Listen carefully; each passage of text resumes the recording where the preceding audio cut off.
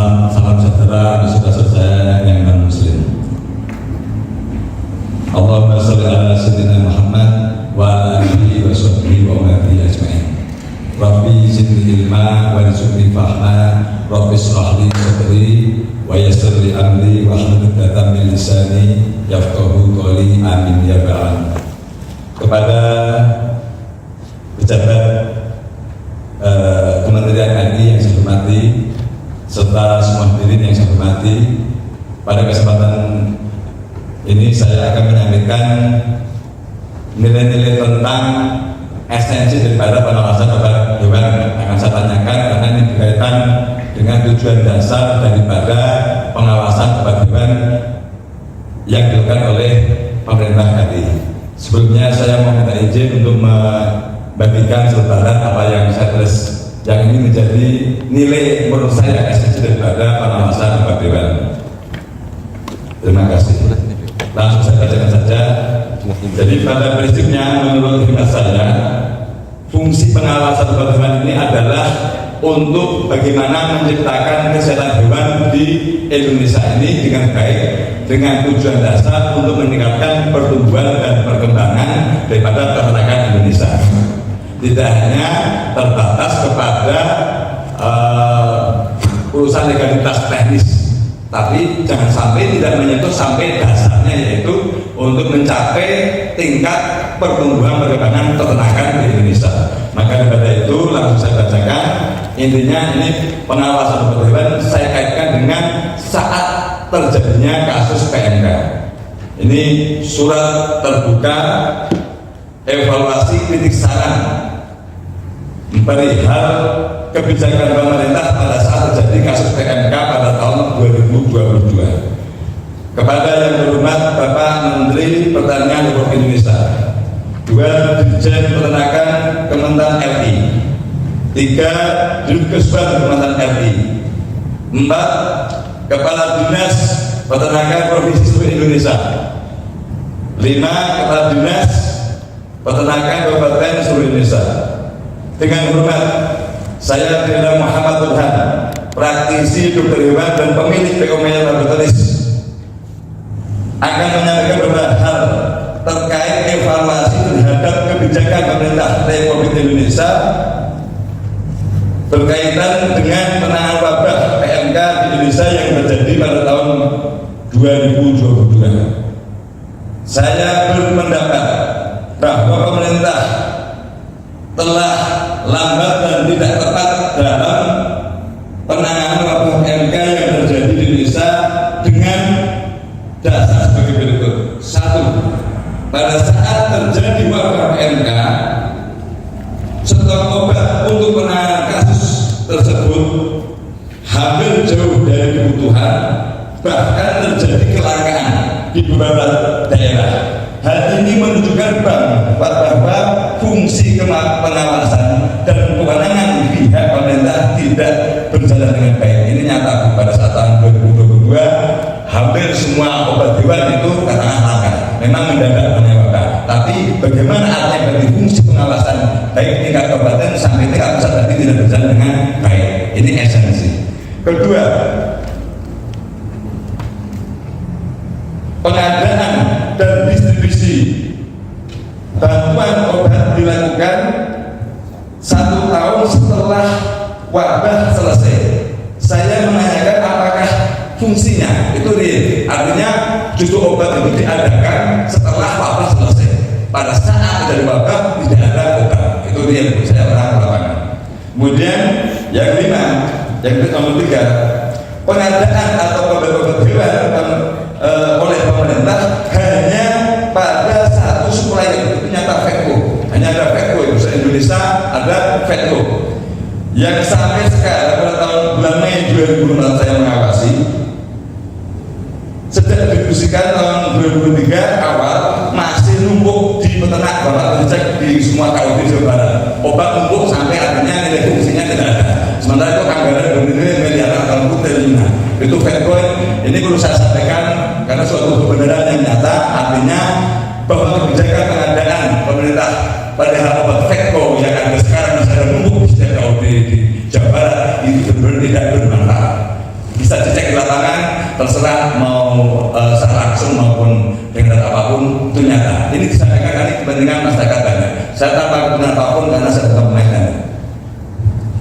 Kemudian yang berikutnya, kesalahan yang menurut saya sangat fatal adalah pemerintah mengadakan program vaksinasi PMK pada saat terjadi wabah.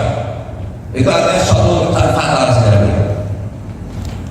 Fatal terjadi wabah yang akhirnya mengakibatkan wabah kembali terjadi seperti saat sekarang di beberapa titik. Itu nyata, ya, masih ada kasus PMK masih ada. Kemudian yang kelima, kesalahan lain yang dilakukan oleh pemerintah adalah dalam hal pengadaan vaksin yang berasal dari negara lain. Salah satunya adalah yang berasal dari Eropa yang memiliki iklim subtropis.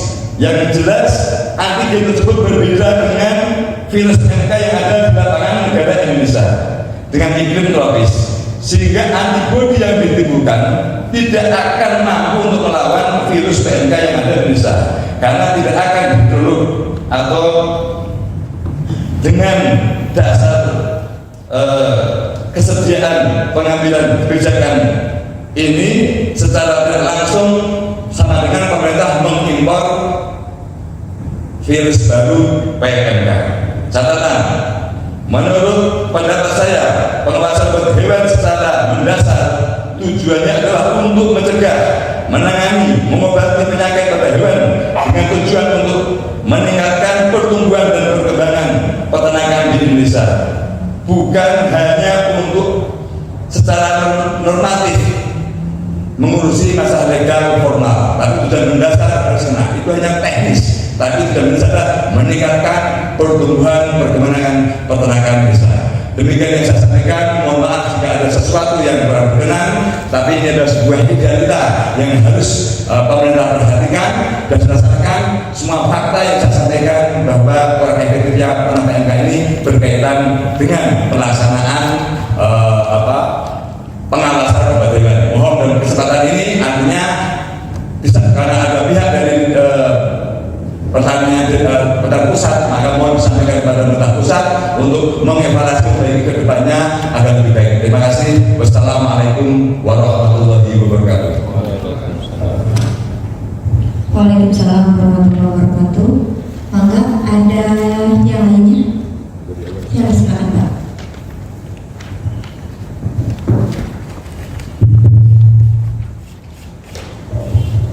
Assalamualaikum warahmatullahi wabarakatuh.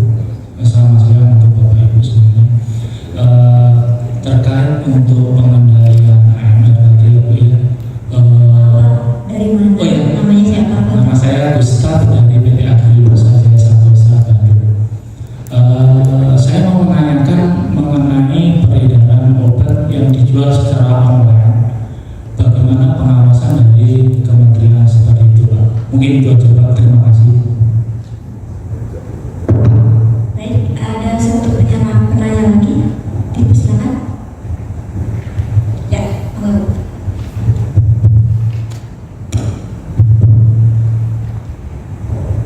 baik, terima kasih atas waktunya. Perkenalkan, saya Dina dari PT Blanco. Ini pertanyaan mungkin ke Dr. Mario atau Dr. Sugiono yang bisa membantu menjawab. Untuk terkait izin depo ini kan di beberapa daerah ya. Nah, ini kan harus melalui OSS. Untuk pengurusan OSS-nya ini, apakah tiap depo di berbagai daerah itu harus memiliki OSS atau bisa satu, misalnya kita buat depo di Bandung, terus depo di Surabaya, di Semarang, itu sudah mewakili. Mohon pencerahannya ya Pak. Terima kasih. baik, ada 3 penanya. Yang satu disampaikan ke Pak Dr. Mario, kemudian juga ada mungkin bisa diberikan komentar dari Asmi maupun dari BPPMSH. Ya, mohon izin moderator, mungkin kita jawab dulu yang pertama ya dari Pak Burhan. Ya, Pak Burhan, mungkin kami ingin menanggapinya ya, yang tadi terkait dengan Bapak menyinggung terkait dengan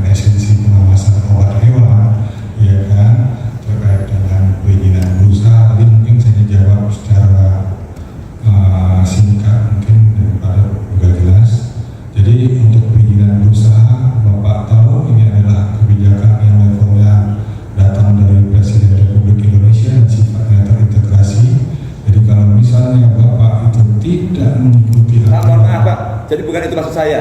Saya tidak bicara kepentingan mikro seperti itu, Pak. Artinya saya berkaitan, ini kan bicara secara makro tentang. Ya, tapi saya tidak dipotong Pak, mohon dengarkan Ya. saya terlebih dahulu. Ya boleh silakan Pak ya. Mungkin ya sini moderator bisa mengingatkan ya, tidak memotong saat Boleh kami silakan. berbicara. Ya boleh silakan. Ya, jadi untuk sifatnya perizinan berusaha yang terintegrasi itu juga ada kemudahan Bapak Ibu mendapatkan kemudahan mengakses perbankan, ya kan?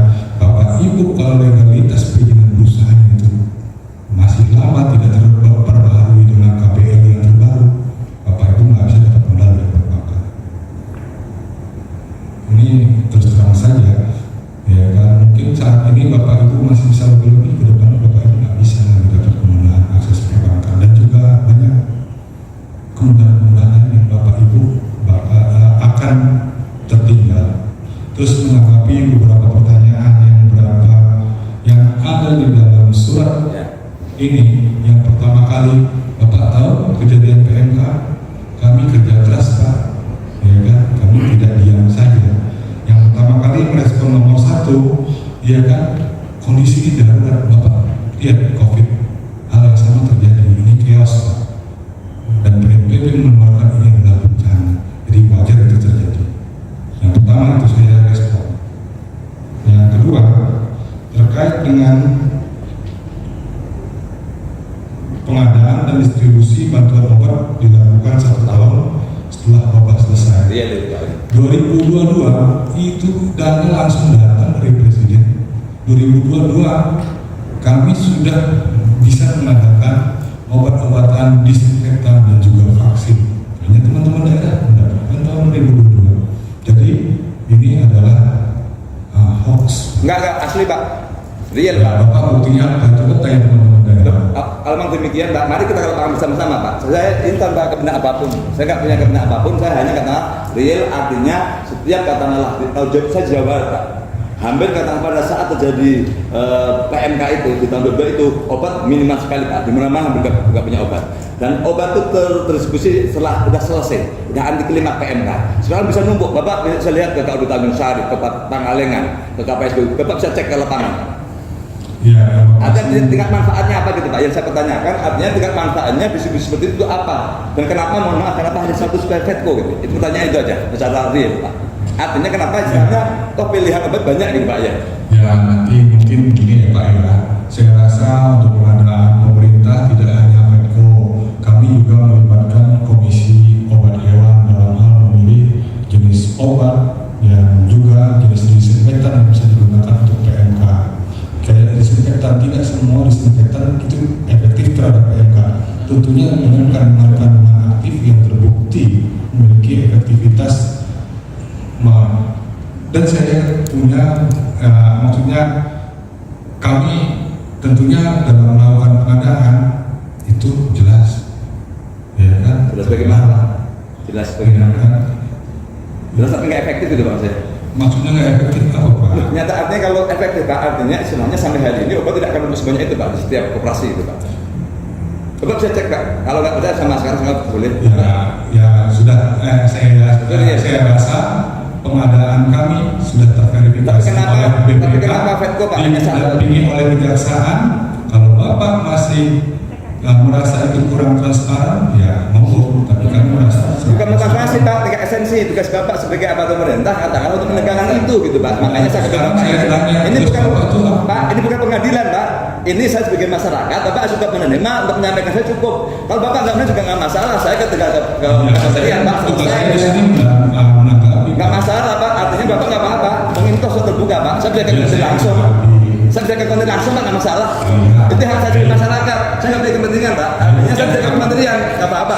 Toh Bapak itu juga pegang kebijakan bagi saya. Ini kan kesempatan saya sebagai masyarakat untuk kementerian untuk menyenangkan data di lapangan. Bapak open, harus membuka diri. Membuka diri sebuah kebenaran, baik yang terima real, bukan Pak untuk diri. Ini bukan pengadilan Pak, tapi kalau Bapak main silahkan, paham nggak Pak? Bapak juga membuka diri Pak, paham nggak? Ini bukan pengadilan Pak, paham? Bapak, kalau Bapak mau disilahkan, saya nggak perlu Bapak menanggapinya. Ini saya bisa ke rasa kementerian Pak, nggak masalah. Saya nggak bertemu sama Bapak. Iya, baik Pak. Oke Pak, Ya. tapi kalau Bapak mengotot silahkan, nggak masalah saya. Ini saya bisa di sini bukan sebagai apa-apa, paham Pak? Saya sebagai masyarakat melihat nyata seperti itu. Dan Bapak normatif terus dari tadi. Jangan normatif sama saya. Saya peduli Pak, itu real. Artinya apa yang saya lakukan real. Kalau saya sekarang beristek kelama bersama-sama nih kita. Ya, sudah. Kenapa saya sampaikan? Ini adalah media. Ini media. Media mau saya ke Bapak. Saya sebagai masyarakat, Bapak sebagai aparatur pemerintah. Oke, mengerti Pak? Baik Pak, kami ya kan. Jangan mendengar tapi jangan protek. Bapak protek dari tadi. Open Pak, buka dada. Saya objektif. Kepentingan saya apa coba? Kepentingan Saya saya. kira yang harus open itu Bapak. Saya sangat open Pak. Klarifikasi kenapa Bapak tidak terbuka? Loh, kenapa saya nggak membuka diri? Bapak kalau nggak logis lah. Bapak nggak rasional. Bapak dia nggak rasional. Bagi saya nggak ini. Saya rasa Ibu Moderator dapat menertibkan Ya, silakan. Ini mau ajak media. Ya Pak, terima kasih Bapak. Ya. Mohon maaf, kita sama-sama apa namanya dengan lapang dengan Kalau kamu rasional bukan niat. rasional dengan baik. Kami terima sudah terbuka Bapak. Ya, Nanti kami sampaikan. akan sampaikan. Itu real. Kemudian kalau kami tingkatnya tingkat provinsi apa ya? Ya, kayaknya kan barang bukti ada, barang bukti ada. Ya, ini suratnya sudah ada, sudah kami pegang, sudah kami terima. Untuk cuman Bapak sayangnya tidak memberi kesempatan kepada narasumber untuk menanggapi. Nggak rasional sih Bu, nggak masuk akal. Ya, Lambat baik, bagi saya. Bapak juga Ya. tolong Ya, boleh, dibuka ya. emosinya ya Pak ya. Nggak sama biasa gaya saya bukan emosi saya. Ya, siap Pak. Baik, mungkin yang ini pertanyaan pertanyaan kita. satu terkait dengan pemilihan vaksin. Tentunya pemilihan vaksin sudah tepat. Kita dengan kaidah yang benar, ya kan dibenarkan. Ya semoga Pak, Benar. benar aja. Ya, Bapak kalau ingin Ya menurut saya Pak, kan menurut saya. Silakan. Sebaik itu menurut Ya. saya. Menyatakan tentang seperti itu gitu. Menurut saya sedih menurut saya. Saya nggak menurut saya secara ilmiah menurut saya. Ya, tadi Bapak mewakili masyarakat, sekarang mau Sekarang ada Pak. saya. Saya Bapak tidak konsisten. Artinya Pak, saya menjadi masyarakat itu saya sebagai dokter hewan Pak.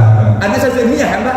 Ya, mungkin Terus Bapak pertanyaan kepada saya apa Pak? saya mohon Pertanyaan saya. menunjuk kembali. Ya, Ya boleh. ya, saya ingin menanggapi pertanyaan kedua terkait dengan apa yang dilakukan oleh Kementerian